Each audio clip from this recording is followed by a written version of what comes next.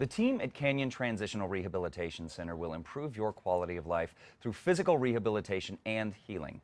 Whether you're dealing with illness, recovering from an injury, or seeking long-term care, this unique healthcare center will get you back to life. And we are learning more from the center's administrator, Ginger Howard, and social services director, Heather Halberg. Ladies, thank you so much for joining us.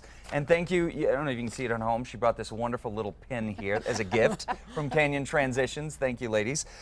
So first of all, let's talk about this. Canyon Transitional, the middle name. So what exactly do we mean by transitional? Well, for transitioning, what happens is they used to call it discharge planning, but really the new nomenclature is transitioning. Okay. Because discharge sounds like you kind of just drop people off of the face of the earth after you're done with them or something. Right. And what we want to do is we want to make sure that people make a good transition from the hospital to home.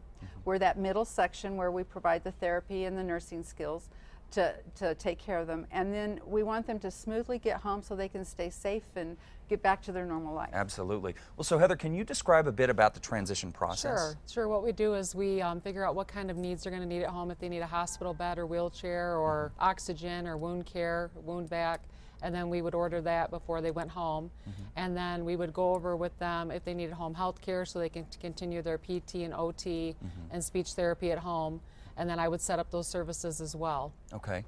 Well, so there are some questions that caregivers at home need to be able to answer before their loved one makes that transition. So what are those questions? They want to know if they're going to need like adult daycare, if they just need a little bit of care, like some private duty at home, 2 to 4 hours. If they need 24/7 care, then we would recommend an assisted living facility. Okay. You know, and we have all those resources available also. Okay. Can you share a couple of the success stories that you had? I know that you guys do great work over there, so I'm wondering with our viewers at home if you can tell them a bit about it. Sure. We had a young guy, 25 years old, drug overdose, came in. He was a total assist with everything, and he actually just discharged yesterday. Really? To a rehab, drug and alcohol rehab, but he was enrolled in school. He's walking, he's talking, he's, That's great. you know, so, and it's just a wonderful story. Yeah, absolutely. And you know, it's what I think is so great about your organization is oftentimes, and you know, Ginger, when you've been on previously, we discussed the fact that this does hit close home to me. I've had family members that have had to go through this.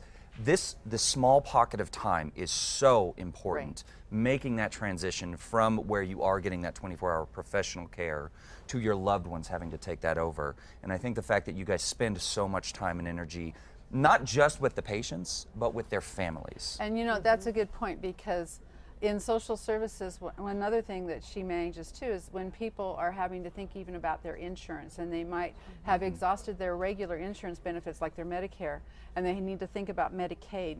Heather works through that, and then she sends them to the business office and they help them with their details, but she's very attuned to where's the family at, you know, what kind of support do we need. We partner with other organizations in the community to see if they can't walk alongside with us and for the families to get them the right support. That's great. Well, so for viewers out there that may be experiencing this, as you also, if we've talked before, maybe we are getting ready to go in for a surgery and we need some post-op options, how can we get in touch with you? Well, we encourage them to come by and see us and see any other options too, because you don't want to lose your choices, okay? That's the most frustrating thing when you're in a circumstance like this. You think you're going into orthosurgery or whatever, and you think you're going to go home, and then something happens, and so just be prepared and having looked. Right. And so if you'll come by and see us, we're at 10101 La Grima de Oro. Okay. My staff was teasing me because I didn't say the O at the end.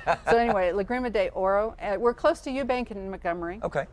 24-hour walk-in, see kind of what the facility's like, but we encourage them to visit other facilities too, so that when they choose Canyon, which we hope they do, but when they make whatever choice, at least they know what they've seen, and so then they can and so at least that's their decision. Great. Well, Ginger, Heather, thank you ladies so much. Appreciate your services. All right.